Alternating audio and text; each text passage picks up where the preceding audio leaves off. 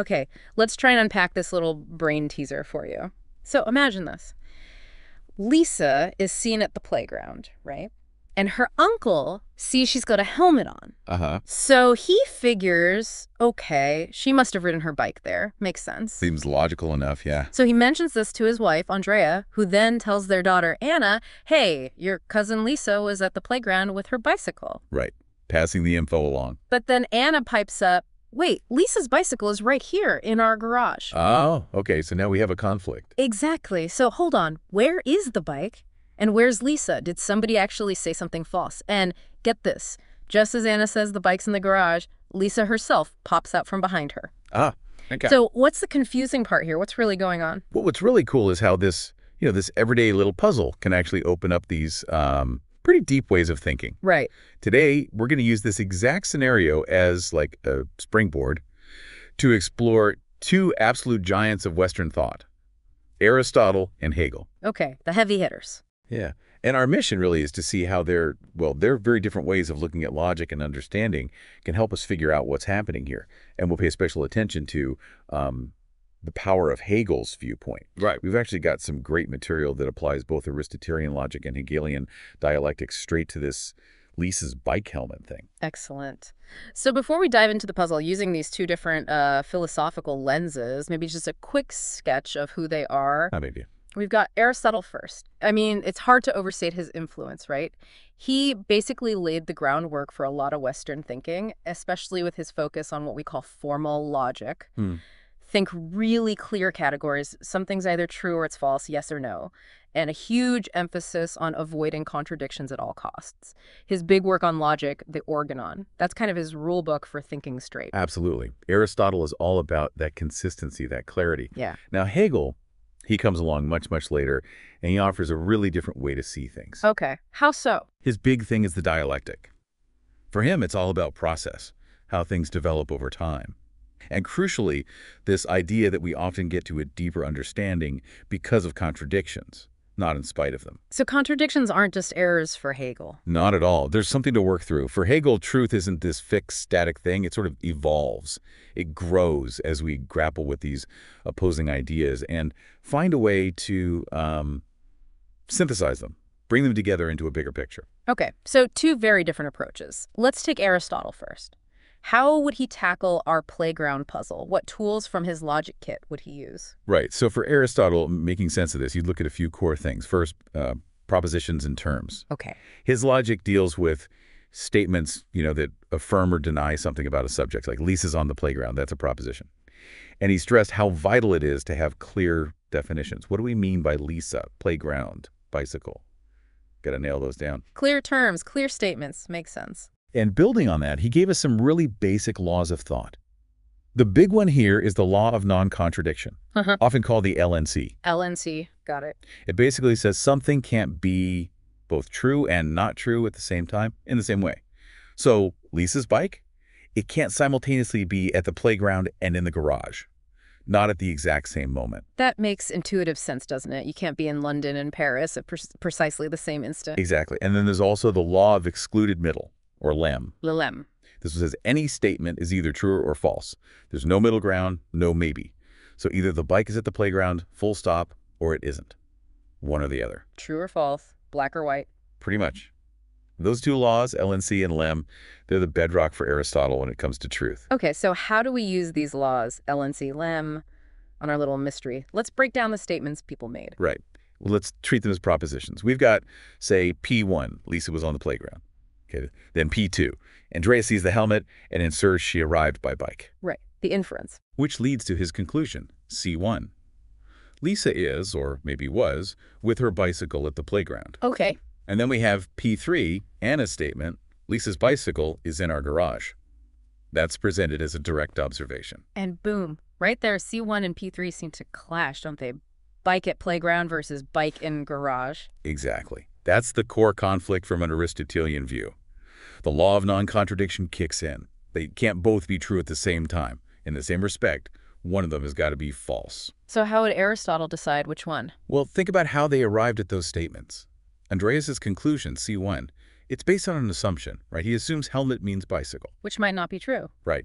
As the source material even hints, that could be a distraction. Maybe she was skateboarding or Mm-hmm. scootering Mm-hmm. or just wearing it for fun. So the link he makes, helmet implies bicycle, isn't necessarily logically watertight. It's an inference, maybe a weak one. Okay, so his reasoning is maybe a bit iffy. What about Anna's statement, P3? Well, Anna's statement, the bike is in our garage, is presented more like a direct observation. She saw it there. In an Aristotelian world, direct sense evidence usually carries more weight for factual claims like this. So she has stronger evidence. Arguably, yes. So an Aristotelian analysis would probably land on Andreas's conclusion, the one Andrea reported, is likely the false one, because it stems from that weaker inference. The contradiction gets resolved by just eliminating the false statement. We say, okay, the bike's not at the playground, it's in the garage. Right. Simple enough. Case closed then. Mystery solved by Aristotle. Well, maybe not quite so fast. While Aristotle's logic is great at pinpointing that logical clash, it kind of struggles with some nuances of this particular situation. Like what? Like, for instance, the whole time element. Andreas saw Lisa earlier. His statement or his inference might have been perfectly reasonable based on what he saw then. Anna's statement reflects the situation now, or very recently. Basic Aristotelian logic, focusing on timeless truths, isn't really built to handle those kinds of shifts when something was true versus when it is true now. Good point. It's not great with change over time. And it also doesn't easily account for the different perspectives, Each person has different information. Aristotle's approach is more geared towards finding the single, objective, true state of affairs, rather than understanding how the confusion itself came about through these different viewpoints and the unfolding of events. Yeah, it feels a bit like trying to judge a movie based on a single freeze frame. You miss the whole story. Exactly. It simplifies things maybe too much for this scenario. So if Aristotle hit some limits here, how would Hegel come at this? His approach sounds fundamentally different. Oh, completely different. Hegel's dialectic. It's not just a method for winning arguments. He saw it as the basic rhythm of how thought and history and even reality itself actually progress and develop. Through contradictions. Yes. He thought our understanding deepens precisely by encountering and working through these apparent contradictions. Truth, for Hegel, isn't some static endpoint you arrive at. It's a dynamic process, always becoming richer, more complete. Okay.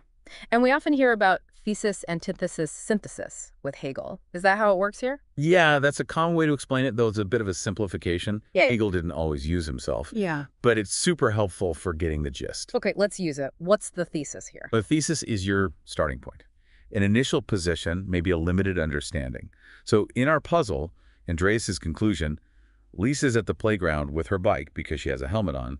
That can be our thesis. Right, the first assumption based on what he saw. Exactly. Then comes the antithesis. This is the negation, the challenge, the thing that contradicts the thesis. Which would be Anna saying, no, the bike's in the garage. Precisely. That's the antithesis. It throws up conflicting evidence.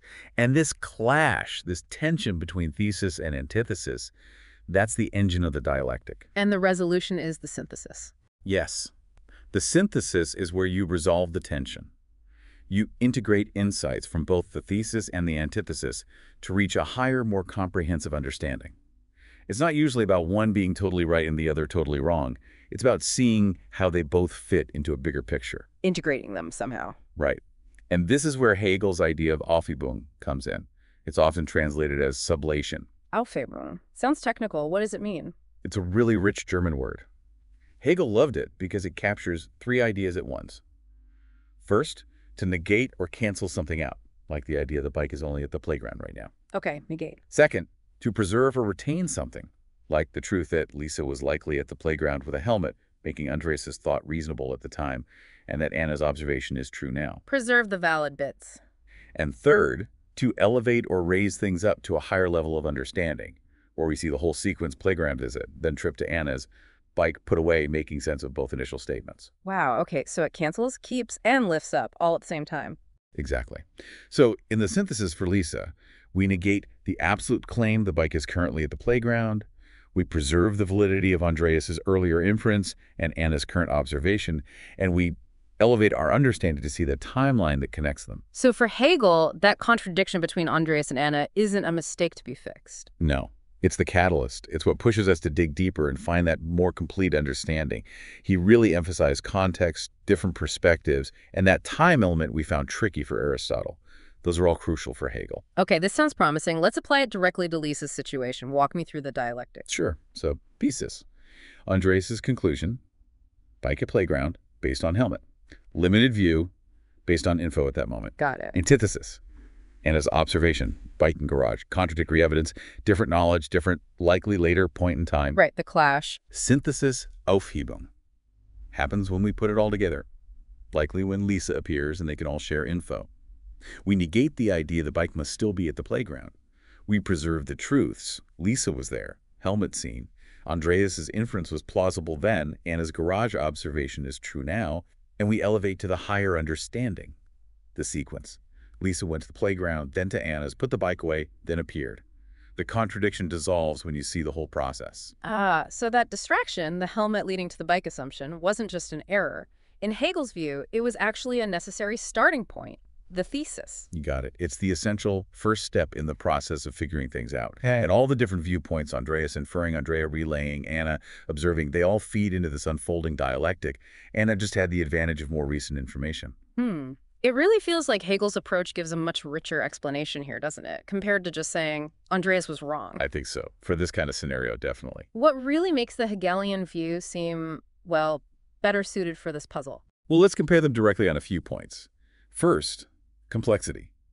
Aristotle, his logic often pushes towards a simpler true-false binary. Hegel, though, kind of leans into the messiness, the nuances of different perspectives, and change over time. Okay, Hegel embraces complexity more. Second, the role of contradiction. For Aristotle, it's basically an alarm bell signaling an error.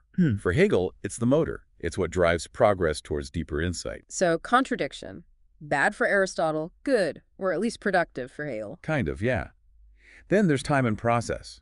Aristotelian logic often feels like it's analyzing a snapshot in time.